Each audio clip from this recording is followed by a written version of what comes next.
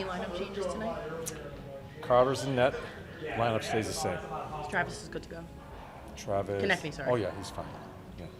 No, you don't like to talk about yourself. What, you want to I'm talk not. about 1,500 and all? Or? We've already covered that. You did? Yes. What about bumping up to 10th all time and being Already close? been covered. Already covered.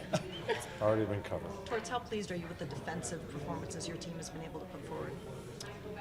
I'll just go to last night. It's something we really really discussed before the game this time of year, how we're going to have to be better there. I thought we were really good. I thought we had good sticks. I thought we were patient. Really one of our better games away from the puck. I feel like we've won some games lately, but we've been up and down as far as away from the puck. Last night was a good start to this section of the season.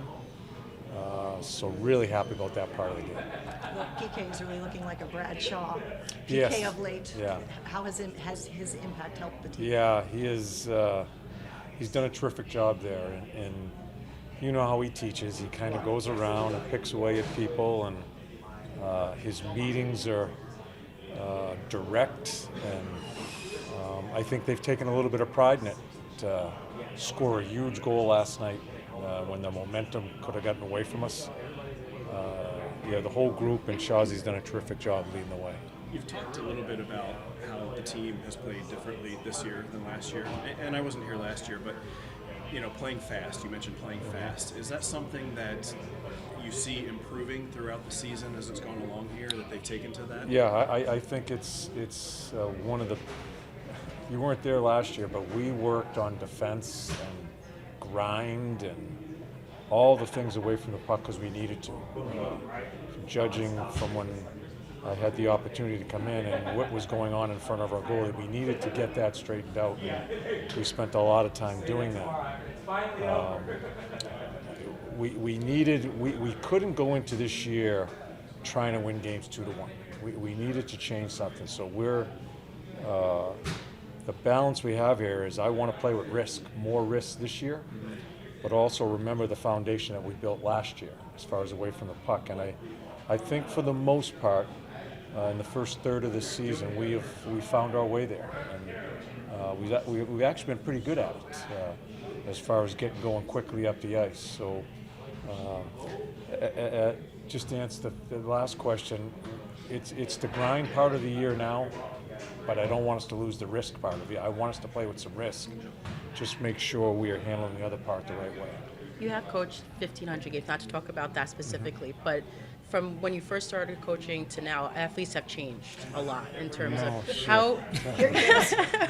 But how, as a coach, how do you get today's player to buy in maybe differently than when you?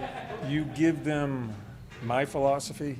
You give them a minuscule of information. You only have them for those few short seconds for them to even be listening to you. And I think where the evolution, at least in my mind, in my philosophy, is I used to dot the I's and cross the T's and almost plan the game out when I first started. Now, I think you need to allow them to make mistakes, and they've got to live through the mistakes and not hold their hand through everything. They've got to find a way to figure it out. And so it's totally changed because the athlete is, they don't want to listen. They just, there's other things going on, and you only have them for a short time. So the things you give them, make sure it's short, and it's the most important points you want to give them for each given game. In that vein, is it almost, with all the things that have gone right so far for the team this season, you have a group of young under 23 players that seem to be growing and making improvements as the weeks go by here. That's got to be exciting for you as a coach. Yeah, it is, and we make a ton of mistakes, but that's where I think of all the coaches. That's where I feel all the coaches in the league, and just watching their teams play, is you have to turn away. You can't overcoach. We get in the way. We do. If we want to impose all our thoughts that are going on in our head to them, you're going nowhere. It's important that we have all the information. It's just how much you give to them. And I think as coaches, you're a type A personality. You want to control all the situations, you want to fill them with all the thoughts. To me, it's the wrong way to go about it. And I think they've got to live through some of the experiences and go through some of the pitfalls and mistakes they make to learn. And that's kind of incumbent upon them to find their way. I think you're the first American, if I remember correctly, first American-born coach to reach the 1,500 mark. I mean, what's to say about the game from in America that you're the first, and what's kind of your maybe message to coaches who are following your footsteps? Oh, I don't know. I'll put it. I am fortunate that I've been, like we talked about. I've been given some opportunities. There are so many, whether it be American-born, Canadian-born, Europe, coaches from there that are really good coaches. Much better than some of the coaches that are coaching teams in this league right now, in the National Hockey League. They just, the timing wasn't right, or they didn't have someone crack the door for them. My thought is just keep on working at it, and you just need that break. And there are so many good coaches out there that are not going to get the opportunity, and that's where, as we talked about the other day, I'm humbled that I've been given some opportunities to run some hockey clubs, where some coaches may never get that chance, and they're twice the coach that I am, or than some of the other coaches in this league. It's just the way it works, and you just hope they keep plugging along, and someone finds them, and they get an opportunity, and that's when they have to make it happen for themselves to keep on going. Who do you credit? Who do you credit to give you that door opening?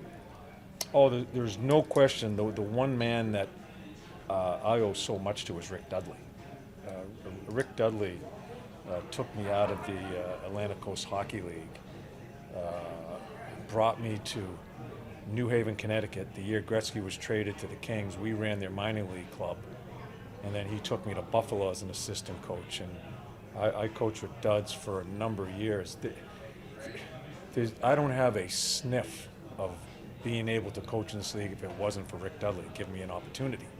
That's what I'm saying. Some people just don't get that opportunity. And it's unfair, but it is what it is. So that's where I feel so fortunate.